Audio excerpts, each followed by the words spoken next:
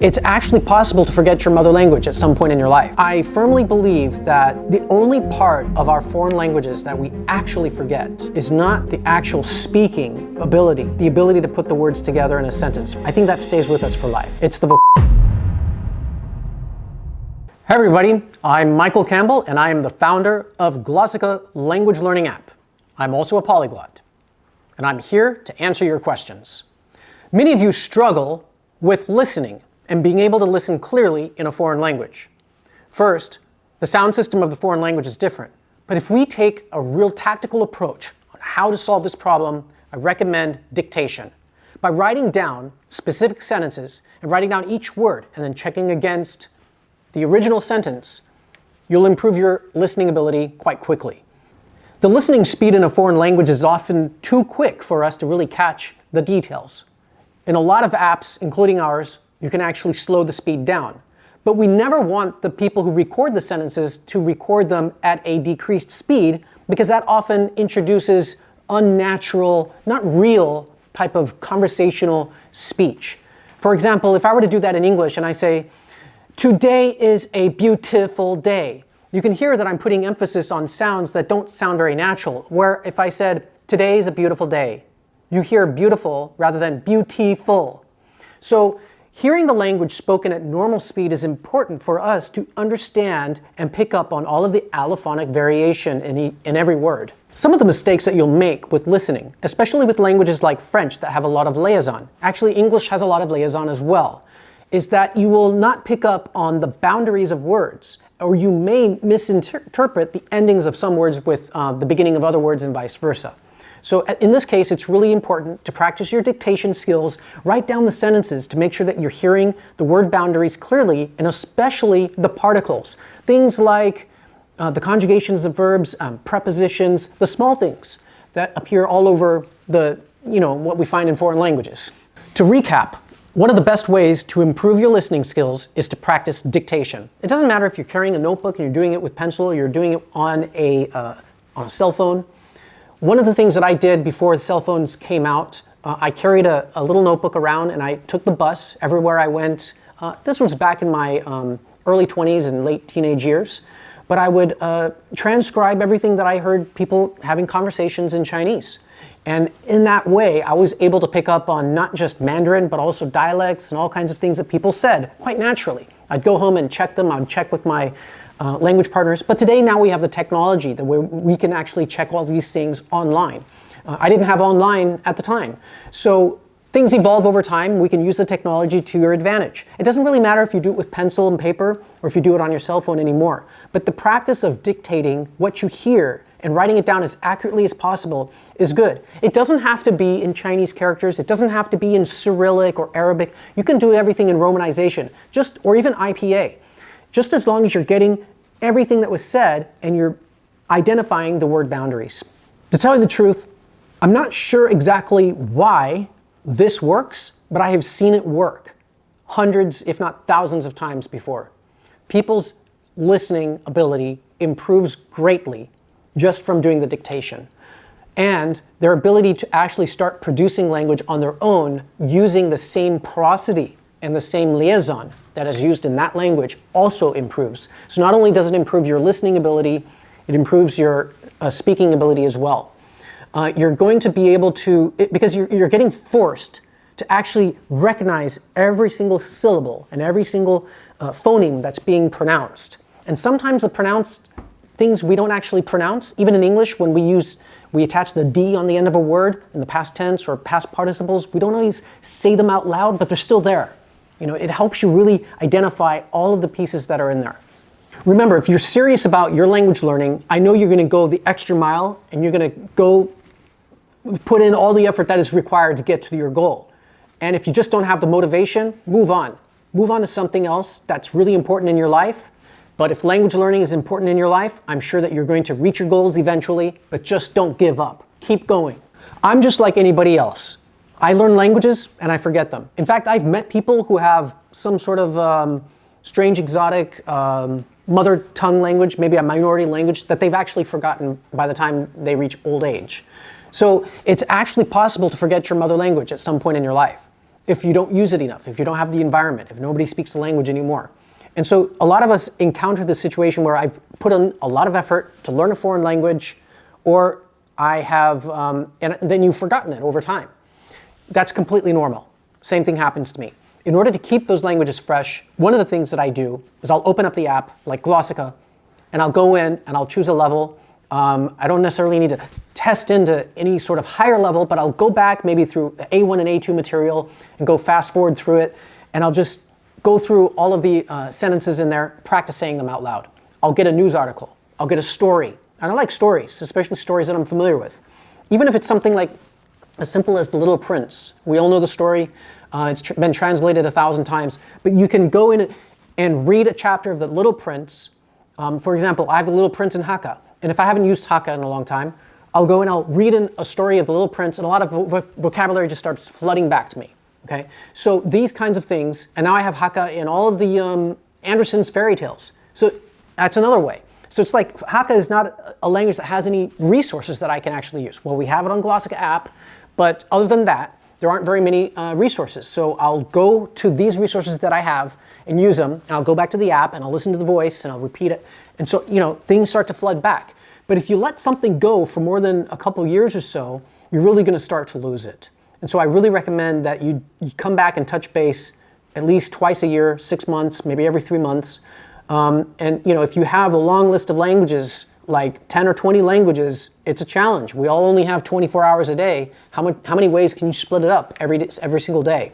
So one of the things I'll do is I'll spend a month on a specific language every year.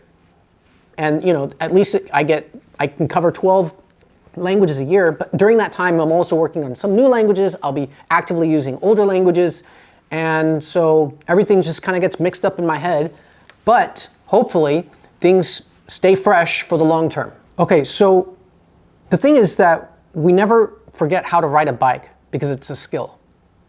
And I firmly believe that the only part of our foreign languages that we actually forget is not the actual speaking ability, the ability to put the words together in a sentence, form sentences. I think that stays with us for life. It's the vocabulary. Vocabulary are sort of like intangible things that are fleeting. But once you have them in your hands, you can produce the sentences. And that's riding the bike. So it's just like I learned German syntax. The way, the word order of German is just absolutely crazy. But I learned it at such a young age that even if I forgot the language completely and I relearned a bunch of vocabulary, I'd still be able to produce the sentences quite naturally without having to relearn the grammar and the word order. Same thing for Chinese. I could probably not speak Chinese for 5 years, maybe forget all my vocabulary, but I'd never forget the way to express things in its order. The grammatical structure of the language will always be with us, be with me. And I believe that's true for anybody. So I think that over time we forget vocabulary because vocabulary, it's sort of like a slippery slope between the high frequency and low frequency. If you're never using low frequency words, they're going to be lost forever. The high frequency things, you just need to come back to them several times a year, keep them alive. But it's that low frequency stuff that you probably get from stories, news articles, and maybe lengthy conversations with people that are really going to help solidify that language for life.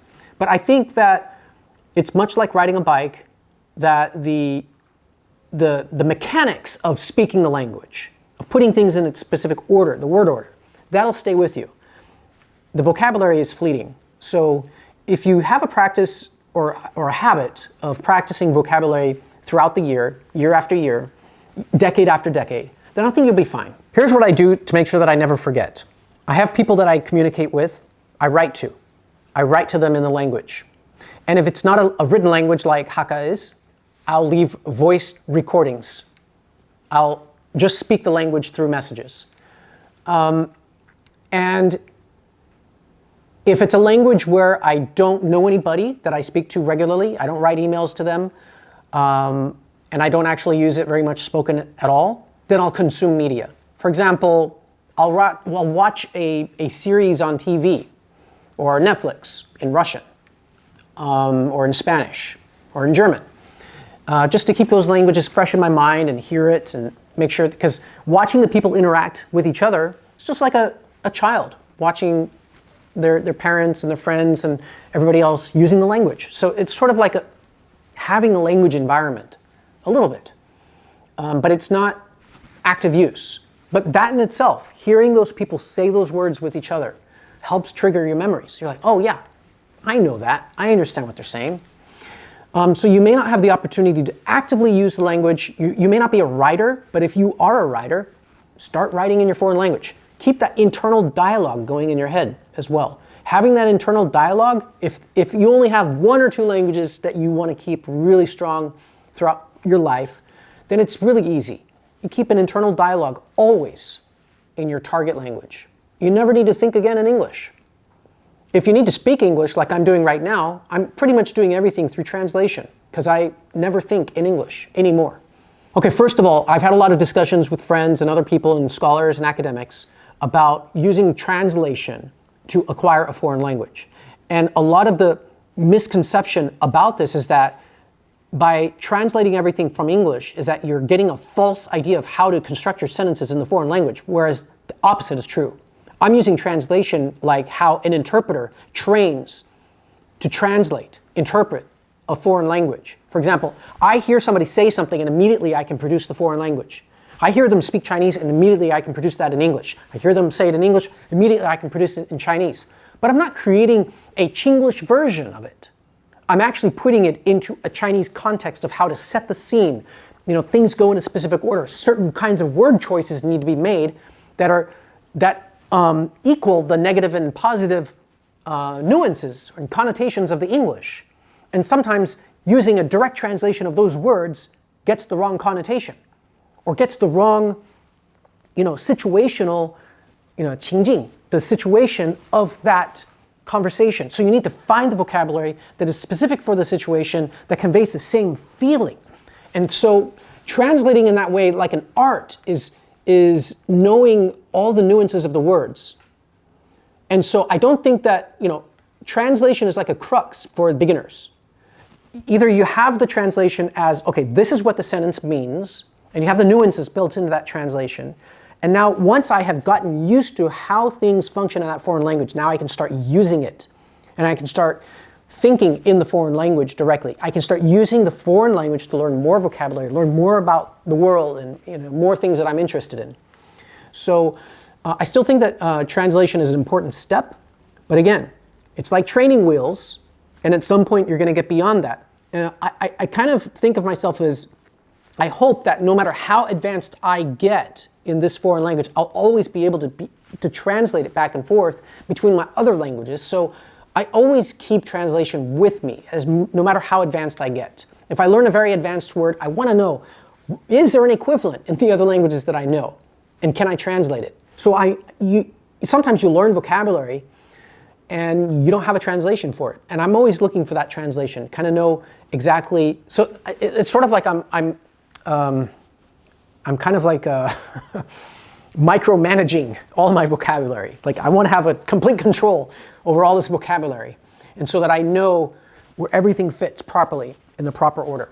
Thinking in a foreign language can definitely benefit you because a lot of the polyglots that I talk to all maintain an internal dialogue in their target languages. Now what that means is that they're always talking to themselves.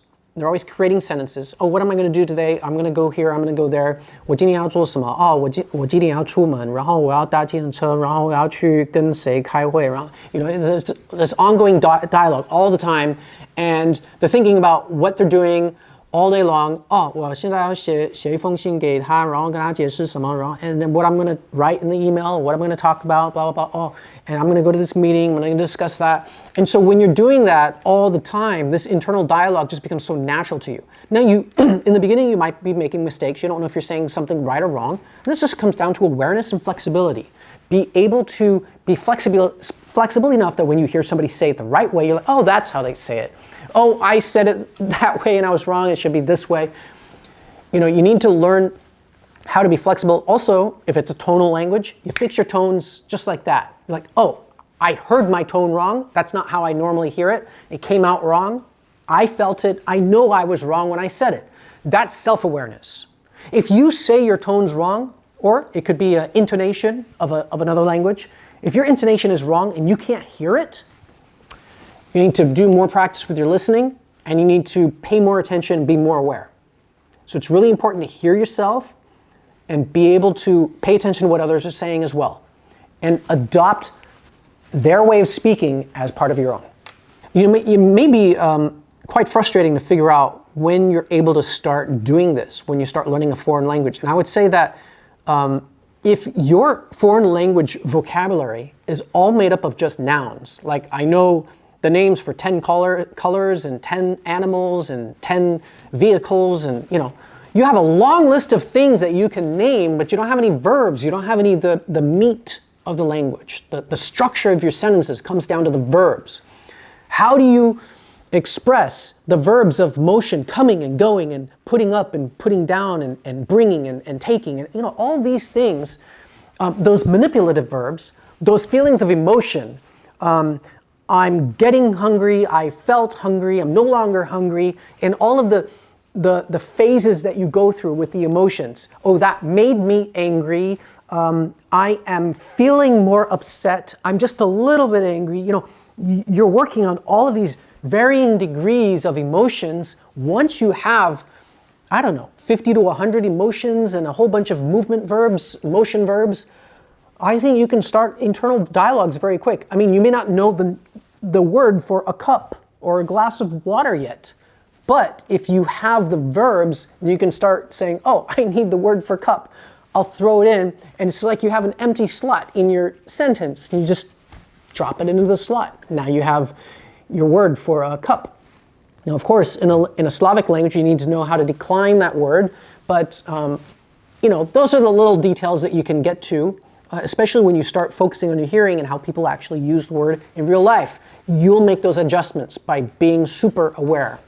Good luck to you. But I can add something to that. It's like, for example, if it's Chinese, you need motion verbs, right? 走过去，走过来，看过去，看过来，放上去，放下去，拿下来，拿上去。All of these words are using the same components. You're just swapping out like come, take, it's really just very, very simple stuff. You can start internal dialogues with all that simple stuff right away. Okay, so a lot of us are in the situation where we can understand a foreign language, but we can't speak it. You may be able to understand quite a bit of French, may not be able to speak it. If you speak several Slavic languages like myself, I kind of understand other Slavic languages, but I certainly don't speak them. I could probably read a book pretty easily. Probably the reading is much easier than the actual listening, because listening requires skills, but you get accustomed to how people speak over time and how a language family sounds. You may be able to understand more languages than you actually thought were possible. If you speak some of the Turkic languages, you probably understand maybe a dozen of them, and you've never even heard them, just because all you need is maybe a week of exposure to them and you'd probably understand them. Anyway, I'm getting to the point here, and the point here is that you can only produce the language that you actually practice speaking. For example, in the United States, there are a group of people who speak in a certain way, otherwise known as Ebonics. Not everybody can speak like that. I certainly can't, but I would say that a lot of people understand it, if not almost everybody. I know that our Chinese students and Taiwanese students, Chinese-speaking Taiwanese students here, don't understand Ebonics. In fact, it's almost like they have to study another language. They have to put in a lot of effort to understand. They have to watch a lot of movies with the subtitles to start to understand. It's a lot of extra effort because it's a kind of phonology that is not taught in the schools. So the thing here is that what you're exposed to, you'll be able to understand, but it doesn't necessarily mean that you're going to speak like that. And also, with this sort of thing, because there are class distinctions and identity issues with this, it may not be appropriate for us to learn how to speak in certain ways, even though we do understand all of these different varieties of speech. So there's a lot of things that play into it. And really, your identity comes with what you actually take on and produce as your own identity. So if you don't speak French, but you understand a lot of French, speak more French little by little and make it part of your identity. And the more you do that, and the more you identify as a French speaker, the more that you will become a French speaker. But I truly believe that if you're multilingual, you probably understand a lot more languages than you realize. Just like we understand people from Scotland or Wales or Ireland and Australia, African American speech, North American English, just like that. But we don't speak in all those varieties, right? Maybe a couple of very talented ones of us can do all those varieties, but it's not something that the average person tries to achieve.